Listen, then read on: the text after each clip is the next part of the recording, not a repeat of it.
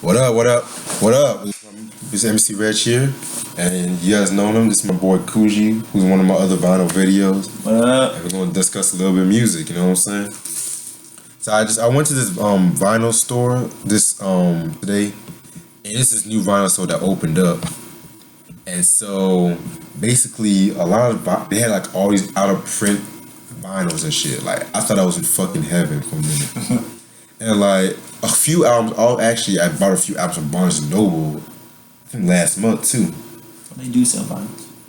But I think I might ditch Barnes and Noble and come to this new vinyl store because I'm going to show you guys. They got a more wide variety. Yes. Barnes and Noble, they be overpricing the albums like $50 for Pink Floyd's The Wall album. That's crazy. And they definitely see. Alright, first album is Teddy Pendergrass, It's Time for Love. Released in 1981 on Philadelphia Records.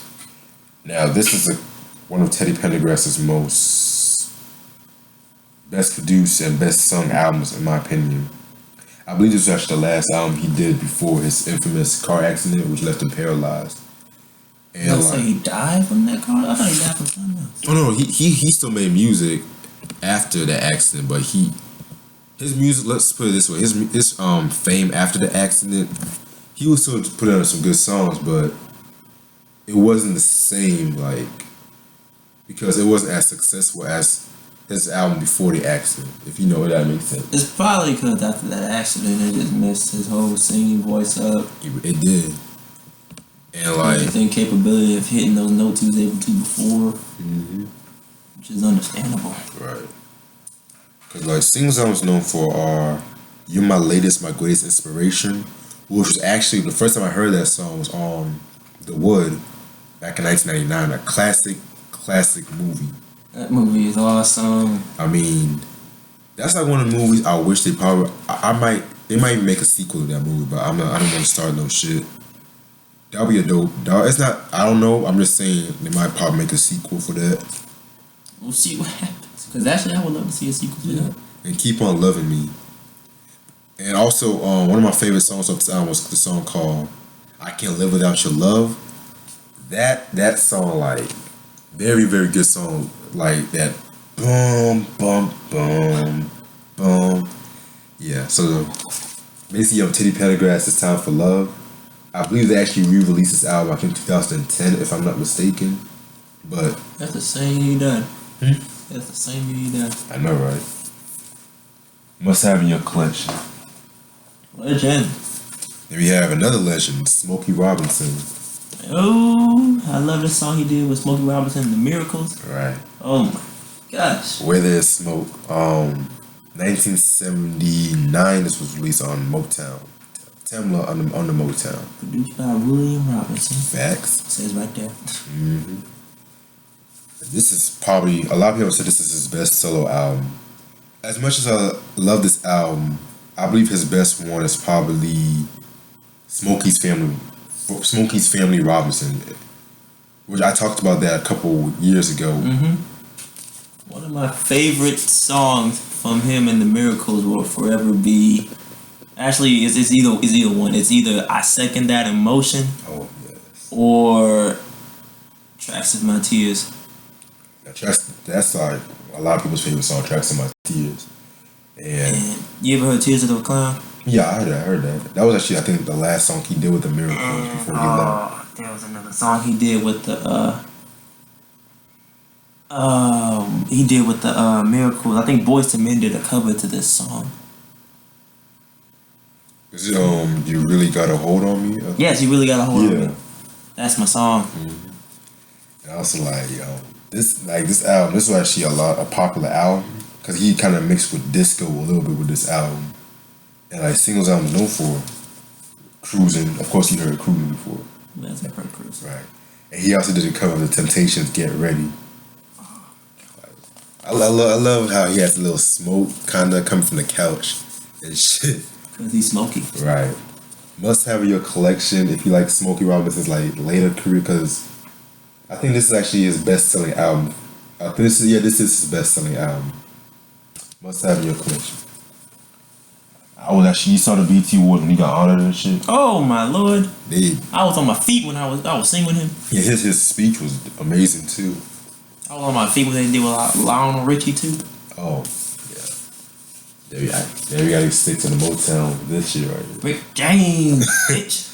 This is an album I mentioned countless times on my channel, and I just finally got my hands on it. This is Rick James with Street Songs, 1981. You could tell it's an ancient artifact. Look how it looks. Right. Only Rick James can wear a leather jacket, red boots, have that signature hairstyle, and still be fly as hell. With some red rainbow boots, like a Power Ranger. Like look at this shit. If a nigga would have done some shit like this today, people would think automatically call him gay. Thugger. Thugger, most definitely Thugger. Singles I was known for Super Freak, Ghetto Life, and Give It To Me Baby. And although it was not a single, Fire and Desire featuring Tina Marie. Bro, that is everybody's song. That's my sister's song right there. Tina Marie hitting them notes. Right. And it's crazy because this was actually his breakthrough, in a way, his breakthrough album.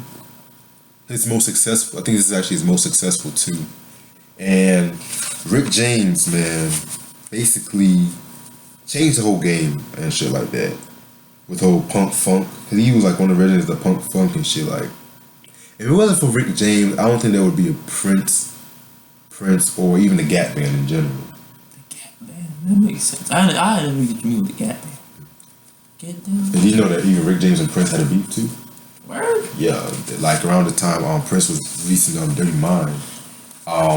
Rick James, I think he invited Prince for on tour, and Prince actually I think from what I heard, from what I read up, he actually stole the show a couple of times from Rick James, and that's when they started beefing. And like, there was even one incident when Rick James got like a bottle of liquor poured in Prince's mouth and shit. This is what I've read. I've read about this beef online and shit.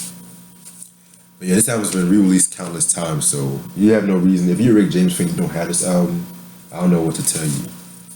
This album and Garden of Love are my favorite albums from him in the 80s. Yeah, let's see what we got. I got it. Another album I mentioned countless times on my channel, Isley Brothers, The Heat Is On. Ooh. Released in 1975 on T-Neck under Epic Records. One of the Isley Brothers' most... Say T-Neck. T-Neck. I said T-Neck. That shit wasn't even out. I wasn't even thought of it. That was just a thought in sperm Nick Cannon's mind. Before I even get to the album, can we just look at the album cover? Like, let me just look at the album cover. I love album covers back in the 70s because... Mostly the 70s and 60s, because like they're really some off the wall, like original shit. Like look at the smoke and shit right here. Look at the smoke right there. That's creative as hell. I can give him that one. Right, and I like that. the clothing style, like that was the style back in the day, especially with that hat right there. Yeah, I even have some shit like some clothing like this, somewhere in my house and shit. But, I wear that. I wear that most of the time. Shit. You see me at the club walking in like a belt. Yeah, and also like this is actually the album where a lot of people would say this album actually separated the funk songs on one side. Like yeah, Fight the Power, The Heat Is On, Hope We Made Her Feel Better Love, and they had the ballads on the other side, like For the Love of You, and they had like part 1 and 2. So what you hear on this vinyl is not what you hear on the radio. If that makes sense. Like that, everyone has heard For the Love of You. That's a single, and it also Fight the Power was a single too.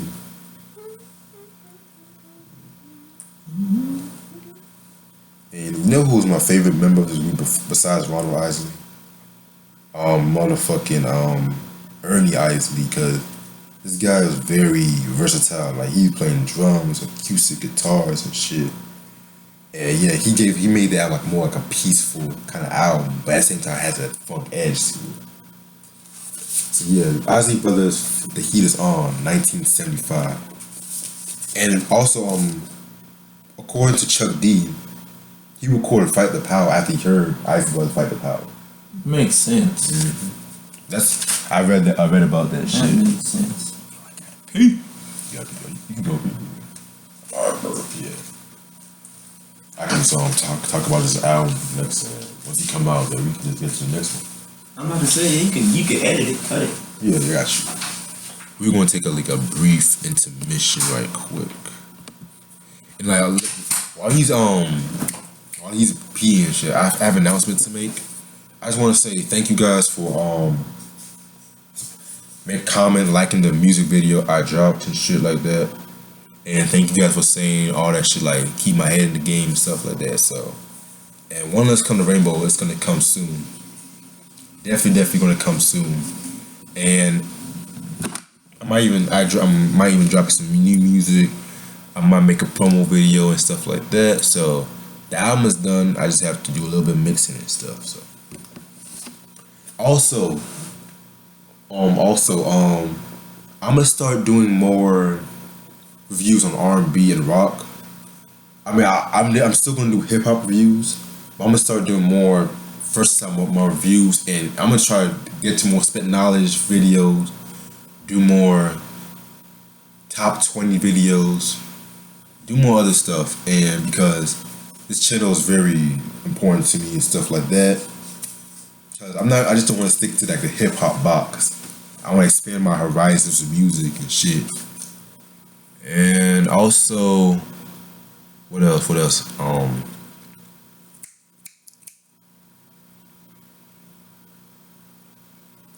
Oh yeah. I just want to say I don't think I've said this. I want to say rest in peace to Blowfly, Glenn Free of the Eagles. Who else? Yeah, that's all I can think of right now. Cause we lost a lot of people.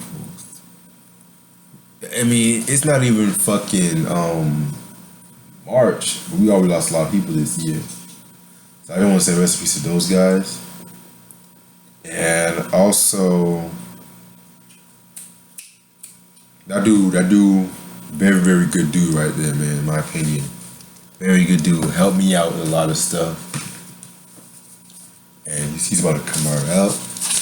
So I just thought I took that little brief intermission and shit while he's doing this thing. But yeah,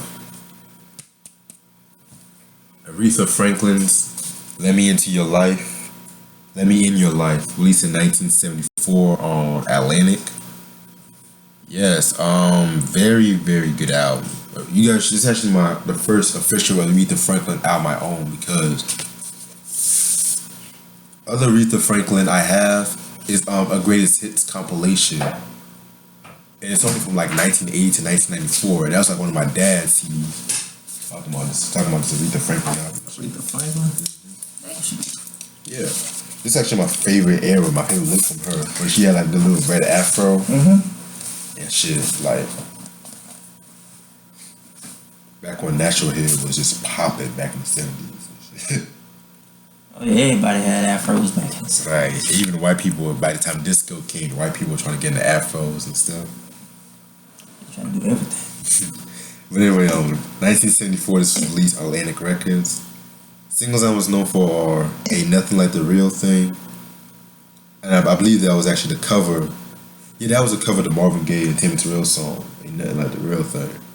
And one of my favorite songs, written by Stevie Wonder himself and Clarence Paul Morris, Broadnax, "Until You Come Back to Me, That's What I'm Gonna Do." You heard that shit? Yeah, you heard that song before. What song? "Until You Come Back to Me, That's What I'm Gonna Do." Whatever. That's Me too. Yeah, that's a dope song. This whole album is dope. I mean, Aretha Franklin, this is my favorite era for Aretha. Late 60s to early to mid 70s. Because she does not get the Queen of Soul for nothing. She's based in my top 5 singers. And this is the perfect album to perfectly complement her singing with the dope production. Who's your top 5 singers? Oh, shit. Well, to be honest, I'm going to start out. Number 1, Sam Cooke. I fuck with Sam Cooke. I like his song "Bring It Home." Right. Number 2, Aretha Franklin. Okay. Yeah, this is gonna get a little hard, but this might be a little controversial. Number 3, I might have to go with Marvin Gaye. Number 4, this might be a controversial pick, but I might have to go with Freddie Mercury for number 4. Freddie Mercury. Okay. And number 5, definitely Smokey Robinson. It's a legendary list. I mean, I have a lot of singers on my list. I'm not even talking. But those are just like the 5 that come to your head. Come to my head, especially Freddie Mercury in general. But I'm just getting way off topic right now. But anyway, Aretha Franklin, "Let Me Into Your Life," 1974. They re-released this on CD in the 90s, so must have. Because like, have you seen the Rolling Stones list for the 100 greatest singers and artists and shit? What, for this year? No. They had a list a couple of years back. Like, you know, they be having like 500 greatest albums, 100 greatest artists, 100 greatest songs. And I'm going to say my opinion, but most of that shit is biased as hell. That's all. Everything is biased from whatever list anybody makes. Yeah. It's always biased. They got to the heavy metal shit. Black Sabbath. Master of Reality, released in 1971 on Warner Brothers Records. I love heavy metal, but like heavy metal mostly from like the 70s and 80s, a little bit from the 80s too. But like this shit right here, this is like some death ass shit, some doom metal, because That's something I can't fuck with.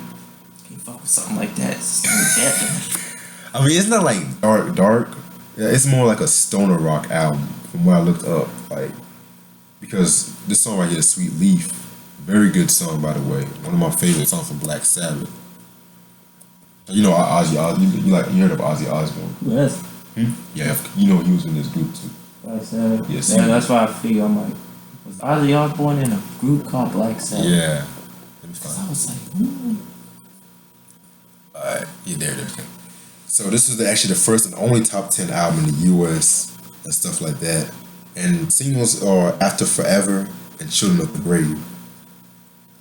Let me show you something. Children of the. Oh, what is this? It's a little poster and shit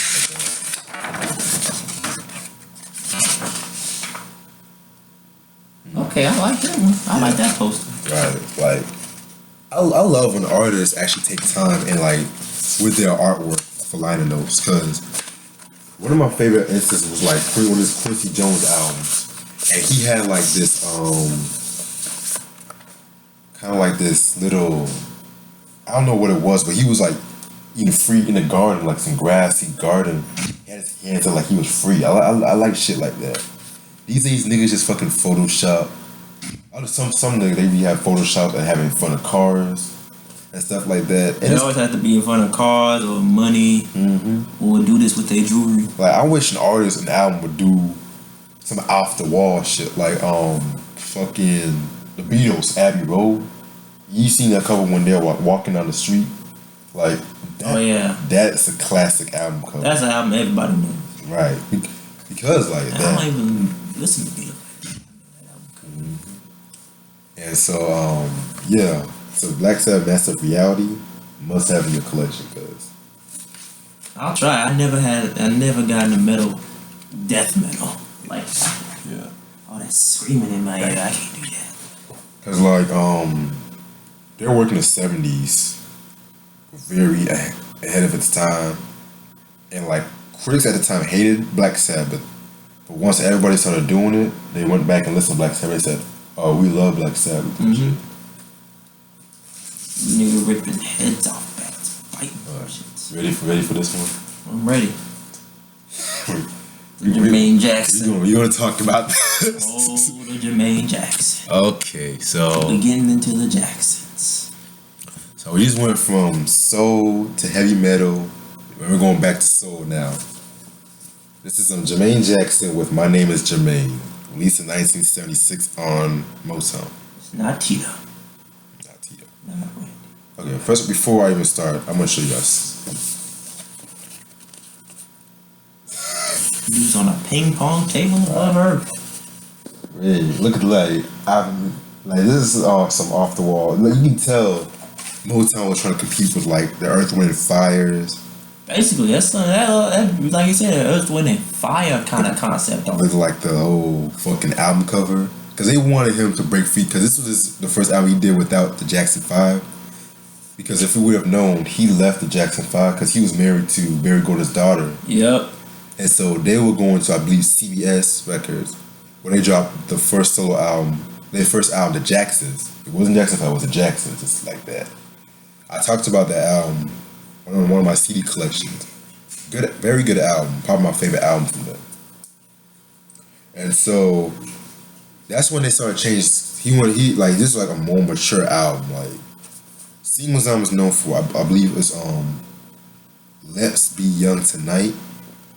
I think I heard that song. I think I've heard this a while ago. I haven't heard this in a minute. Damn, he had a crazy ass perm afro. But why is that? It look like cotton candy. You feel me though, like this. I mean, I'm not hating on Jermaine, but he always had that. I'm not either. Perfect hair though. Like, I don't know if it's perfect. He still got the same hairdo he had from the 90s. Right. Like it's sprayed on. Mm-hmm. And so I only got this for I got for $1. So I was like, I'm gonna get this because I was actually about to get. Talk about this album. I mean, I don't know anything. I don't know that much about the album. Just talk about what you think about Jermaine Jackson. Well, good y'all. Hey, what's up? Well, what I think about Jermaine, I have never listened to Jermaine, but when I was listening to the Jackson 5, and every time I hear Jermaine sing, the man has talent. Let me get you that. He has talent all the time, and I believe what he said. This right here, and the whole concept behind his work, something amazing, something very, very beautiful. I don't know if y'all can see that, but yeah, something very beautiful that he did. And when he left the Jacksons, he really wanted to make an impact in every way, shape, and form with soul. No, with soul. Thank you. I'm sorry about that. It was a Cut all that. Cut all that. Alright, so yeah. I believe this album was actually out of print, if I'm not mistaken. Always very hard to come by because, as usual, I believe his biggest breakthrough was when he did the fucking Let's Get Serious. Let's Get Serious. Like, I think that was like that song, a more popular album, so you can find that album anywhere. But yeah, Jermaine Jackson. My name is Jermaine. I might even do a review on this. I might not. But yeah, because like the Jacksons, man, I'll tell you. Oh yeah, she said hey too. All right. And happy Valentine's Day too. Shout out to Happy Valentine's Day. Beautiful.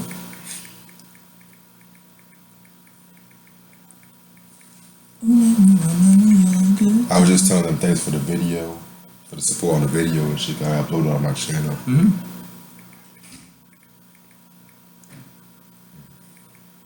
You know what you do? You do the same thing that a friend of mine do on campus. What he does with movie reviews, and he be playing video gameplays. His name's I'm not gonna say his name, but his YouTube channel is Geek Speak Nation. He basically do what you do, but with games and movies. Yeah, I definitely know what you're talking about. I think I've actually seen some of his videos, but my favorite dude is Dashi, I think. Is that his name? The one that always yells a lot? Dashi XP? Yeah, Dashi XP. That's my homie. I love him. That dude is hilarious. Shit. I need to see the gameplay he did today. You see what? The gameplay he did today. Oh, he did another gameplay? Yeah, he did one playing fucking Super Mario Maker, giving himself a fucking heart attack.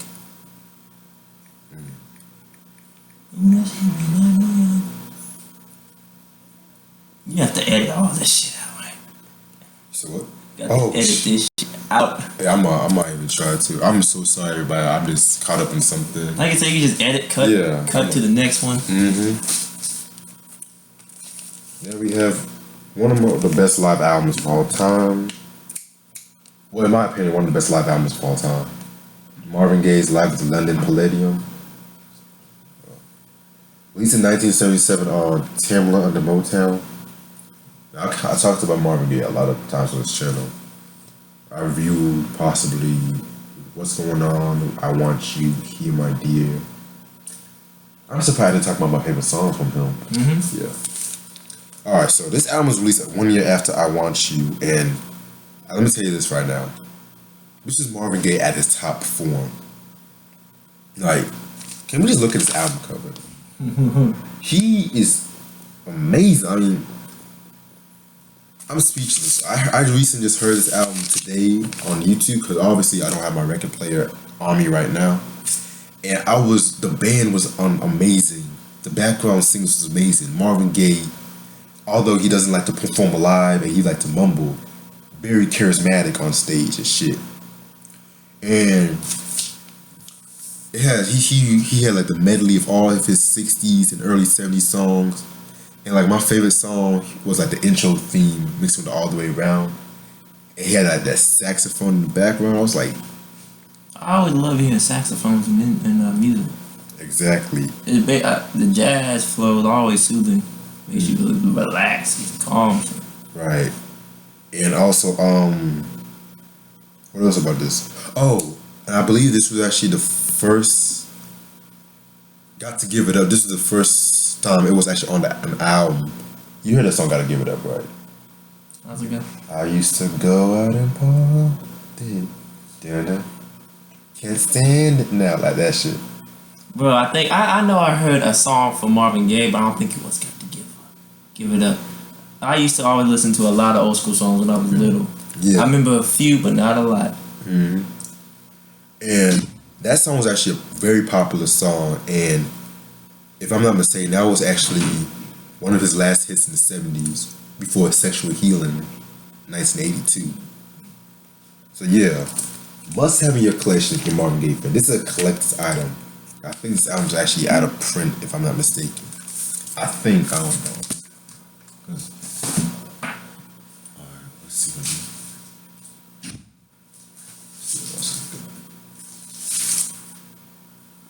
I can talk about this album next. Still in the Motown boat. Tina Marie. Ooh, that beautiful young woman. Second studio album, White woman with a black soul. By Lady T. Released in 1980. And this album was very important in a lot of reasons.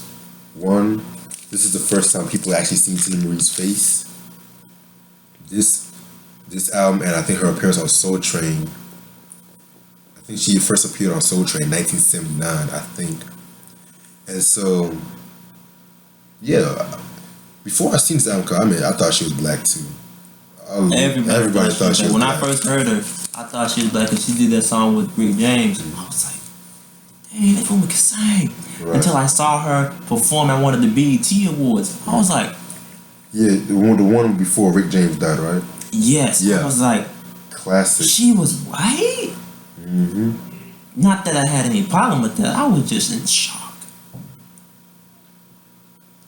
Right. And like, also because of the fact that she broke like a lot of boundaries in the 70s to 80s.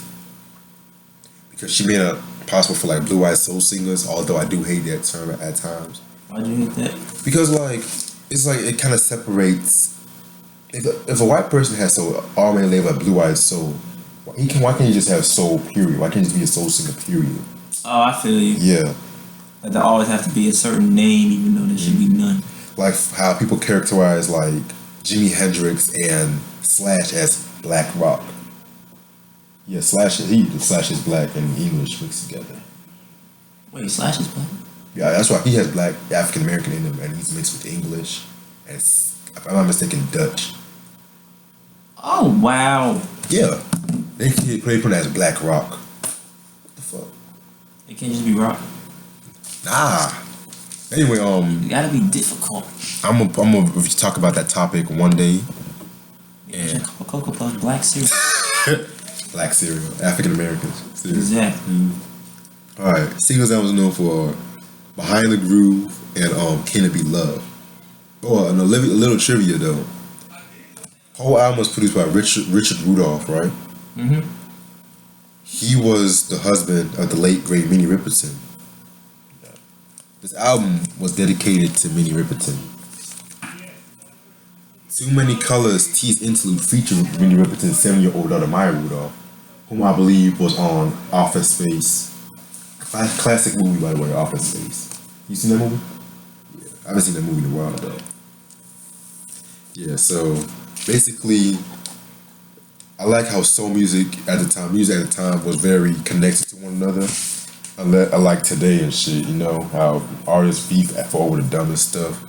And they don't even just beat over dumb, they beef over social media, like what the fuck? Kanye West, Wiz Khalifa. Meet face to face.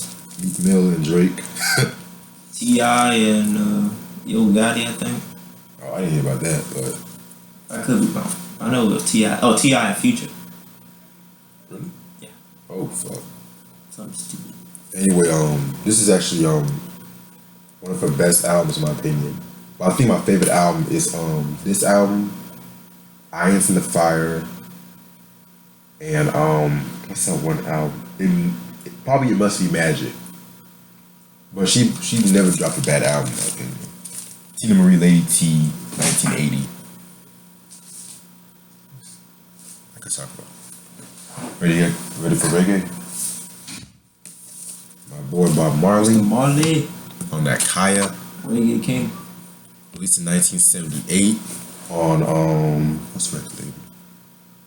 Tough Gong Records.